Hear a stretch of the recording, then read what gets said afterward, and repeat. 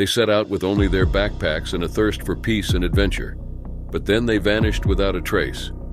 Were their disappearances the result of nature's wrath or something more sinister? Join us as we uncover the chilling details behind 5 mysterious cases of backpackers who disappeared into the unknown. Thursday, October 28, 2021, was a busy day for Kathleen Riethmuller. The Brisbane native spent the day running errands around her adoptive city, Sydney, Australia. Kathleen was a 28-year-old data scientist living and working in Sydney. She wasn't working, not anymore. She'd lost her job a while before. It was a rough period for the young woman. She wasn't in her birth city, she had no job, she had no friends, and Sydney's 4-month lockdown had left her feeling even more isolated. But that Thursday was different, unusual even. Kathleen had made a new acquaintance the previous day, a young man. They checked into the Sydney Boulevard Hotel in the inner-city suburb of Woolloomooloo, where they spent the night together. The man left early in the morning to go to work. Kathleen checked out of the hotel at about 8 a.m. on October 28, 2021. She had a backpack, a bag, and a massive black suitcase on wheels. An hour and a half later, at 9:30 a.m., the young woman paid for a budget room at a backpackers' hostel less than 2,000 feet from the Sydney Boulevard Hotel. She only paid for one night, took the keys to her room, and left. Kathleen was jittery and twitchy during the transaction, which the hostel manager immediately noticed. Kathleen didn't go to her room. She had other things to do. An hour later, she withdrew almost all her life savings, about $2,200, in 4 installments from an ATM in Woolloomooloo. Her next stop was Bunnings Reserve Road in Artarmon, 6 miles away from the ATM in the city's northern suburbs. There, a CCTV camera captured Kathleen buying 2 bundles of rope. Kathleen wore a face mask, a blue denim dress, and a backpack. Kathleen traveled all over the city that day.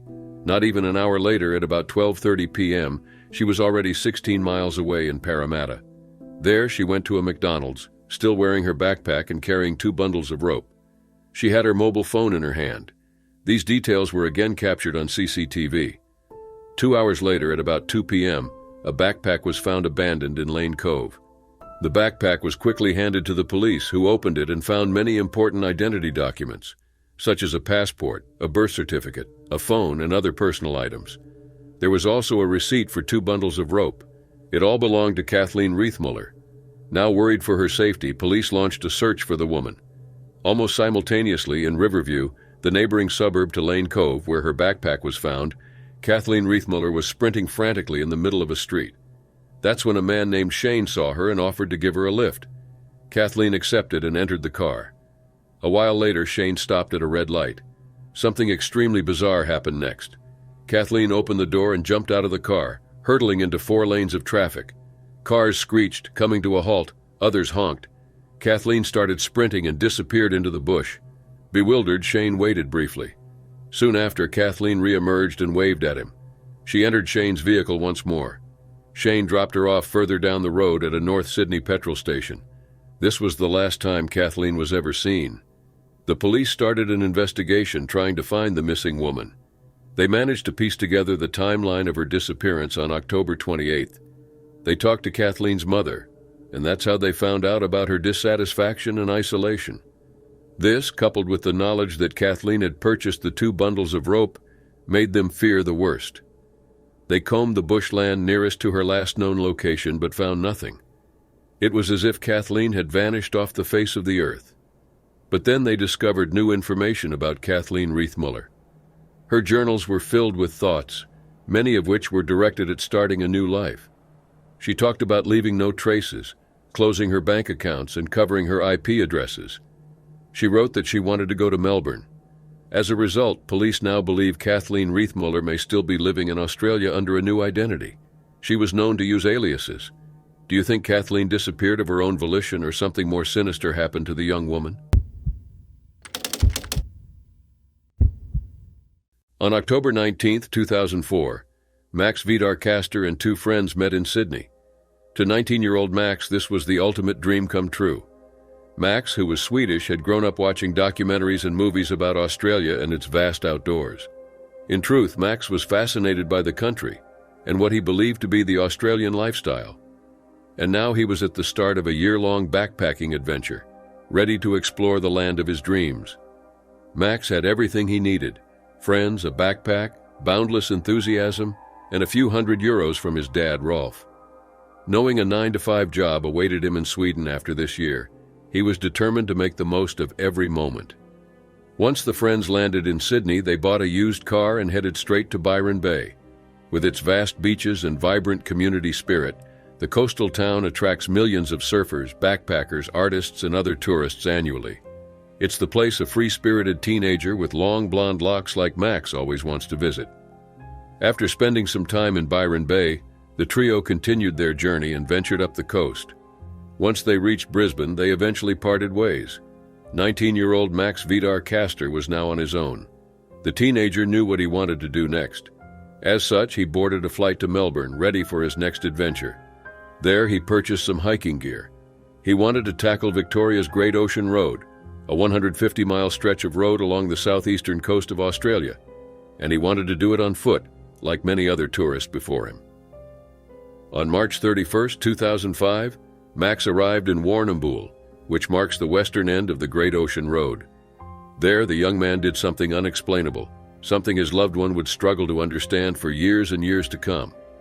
Max went to the local postal office, but not to tell his family he was well. Instead, he spent $250 packing all of his personal belongings. He packed his passport as well as his return plane ticket. He wrote a note. Then he mailed everything back to Sweden to his parents' house.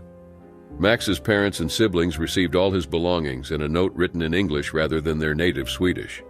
In the note, he expressed that something strange had happened, leaving him unsure how to cope. He mentioned feeling tired of himself, yet acknowledged the world's beauty. He indicated that he was vanishing, asking for no tears. What could have happened to the teenager to make him mail all his belongings, even his passport, to his parents? What was he thinking? No one knows. What we do know, however, is that Max kept true to his word. He was last seen at the local store in Wye River in far southwest Victoria in 2005. When he received the note, Max's father, Rolf, called the Department of Foreign Affairs and Trade and Swedish immigration staff in Australia. He called the Warrnambool postal office, hoping to find some new leads. In the meantime, Victoria Police launched an investigation. Rolf spent up to 5 hours a day looking for his son from Sweden, making calls and searching the internet. In the meantime, Victoria Police looked at all the usual locations where people would go to end their own lives, but they found no trace of Max. Rolf, however, didn't believe his son had harmed himself. Rolf thought the note indicated that Max might be looking for another lifestyle. Over the years, hundreds of possible sightings have been made all over Australia, but they have all proved fruitless. Rolf never gave up hope. He believed that Max was alive, perhaps living in an unconventional community somewhere in Australia.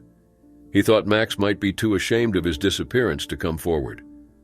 Rolf passed away in 2020 at the age of 77, without ever knowing what happened to his son. As of 2024, Swedish backpacker Max Castor remains missing. It was April 29, 2001, and Kellyanne Carmichael had been staying at a youth hostel near Katoomba, west of Sydney, in the Blue Mountains area. Kellyanne was 24 years old and was backpacking in the area. Her home was in Geelong, Victoria. Kellyanne was a beautiful young woman who loved life, but this was a vulnerable period for her. The 24-year-old suffered from schizophrenia, which is a severe mental health issue that can affect every aspect of somebody's life. Her mental health condition was why Kellyanne had left her home in Geelong and traveled to Katoomba. The woman had some friends in the area and felt she needed their help and support. However, April 29, 2001 was her last day at the hostel. Kellyanne checked out but asked to leave her belongings at the reception for a while. She told staff that she wanted to walk before leaving and would return to retrieve her things. She then left. On May 5, 2001, Margaret and John Carmichael of Geelong contacted the hostel after a week of silence from her. They were aware of their daughter's condition. They knew she wasn't entirely well, and they feared something horrible had happened to her. When they discovered that Kellyanne's belongings were still at reception, Margaret and John contacted Katoomba Police Station and reported their daughter missing. Police searched for Kellyanne to no avail. Kellyanne's parents traveled to Katoomba on May 12th. They collected her belongings from the hostel. Kellyanne had left everything behind: her wallet, mobile phone, Idaho and bank card, Medicare card, and camera. John and Margaret spent the following 2 days looking for their daughter, with no success. They were then joined by Danny, their son, for another week of searching, with no success. Kellyanne had vanished off the face of the earth. A police investigation concluded Kellyanne's mental health condition had pushed her to take her own life. However, her parents never believed this hypothesis. They knew Kellyanne's love for life. They firmly believed someone murdered their daughter. As time passed, the case gripped the nation, with some people saying she'd been the victim of a serial killer. State Crime Command homicide detectives took over the investigation 3 years later. In 2009, 8 years after Kellyanne's disappearance, an inquest concluded that Kellyanne Carmichael was dead, but it couldn't determine the circumstances. Soon after, the state government offered a $200,000 reward for information on the young woman's case. Nobody came forward, but a breakthrough came on April 30th, 2024, 23 years after Kellyanne's disappearance. Officers with the Blue Mountains Police Area Command were conducting a police operation in bushland near Katoomba. Some officers were abseiling down a cliff when they noticed what looked like human bones. They took the remains to be tested and returned to the exact location on May 27th. They located further remains. By then, the initially located remains had been formally identified. They belonged to Kellyanne Carmichael. Kellyanne's family has now been notified. The Unsolved Homicide Team is investigating the discovery. On May 31st, 2019, Theo Hayes was just a week away from leaving Australia and returning to his family in Belgium. Theo, who was 18 years old, had arrived in Australia in late 2018 on a working holiday visa. During his time there, he also went backpacking around the country. Although he was still young, Theo had his family's support in his adventure. After all, his mother thought, so many young people travel to Australia yearly, and now here he was, so close to going back home. With 1 week to go, Theo made the most of his time left. He was in Byron Bay, one of Australia's most popular places. May 31st, 2019 was a Friday. That night, Theo went to a bar called Cheeky Monkey. He was a responsible, cautious young man. While at the bar, he only had about 2 drinks. He stayed there for just a few hours before security asked him to leave at about 11 p.m.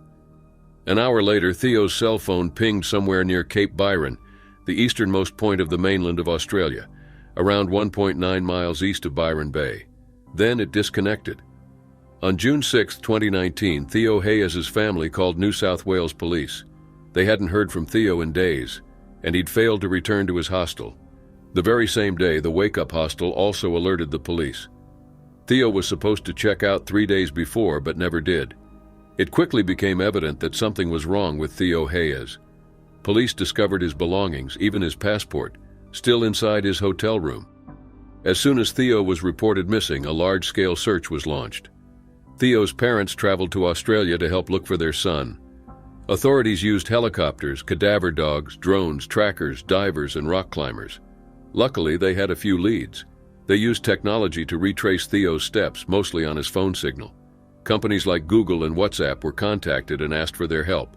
Authorities made some exciting discoveries. Phone data showed that after leaving the bar, it is unclear why Theo was asked to go, but some believe he was intoxicated. The young man started walking toward his hostel, but then he stopped for about 7 minutes near some local cricket nets. This seems to have been a crucial turning point that night. From there, Theo entirely changed his route and started walking in the opposite direction from the hostel. But why did he stop in the first place, and was he alone? After that, phone data shows Theo walked along a path in Arakwal National Park, which is especially strange since the scrub is dark and dense.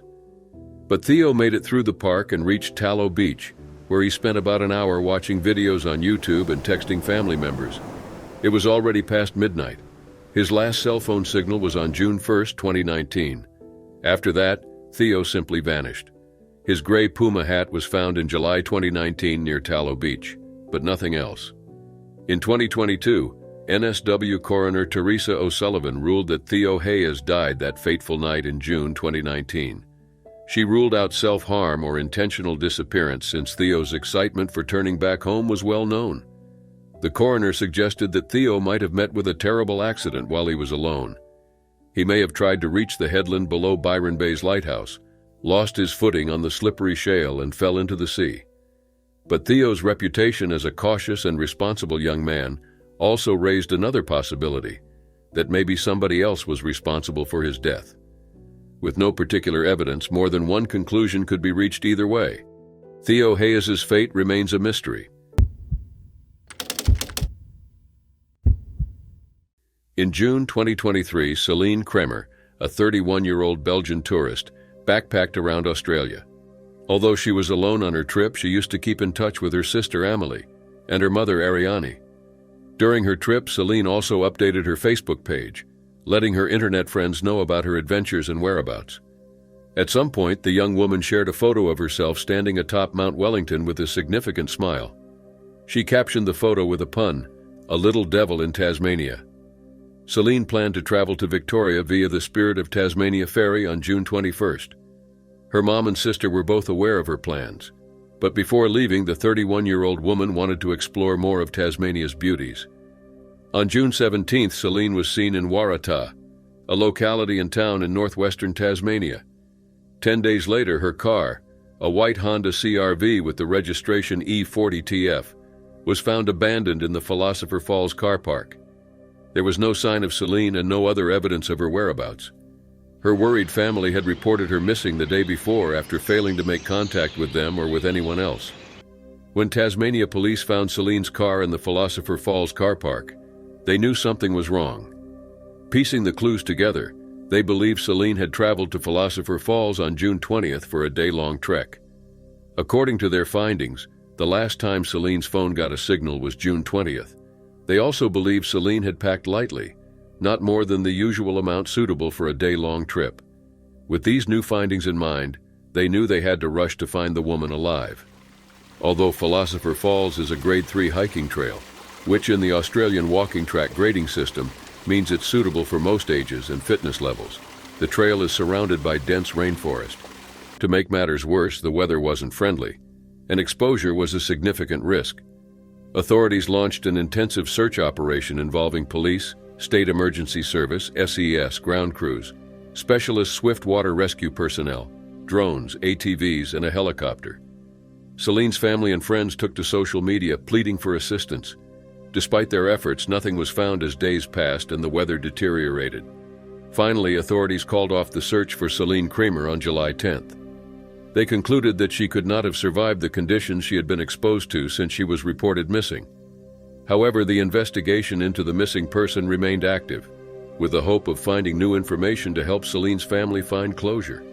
Late in July, despite the official suspension of the search, authorities deployed a cadaver dog to look for Celine. The dog found no trace of her. As of 2024, Belgian backpacker Celine Kremer remains missing.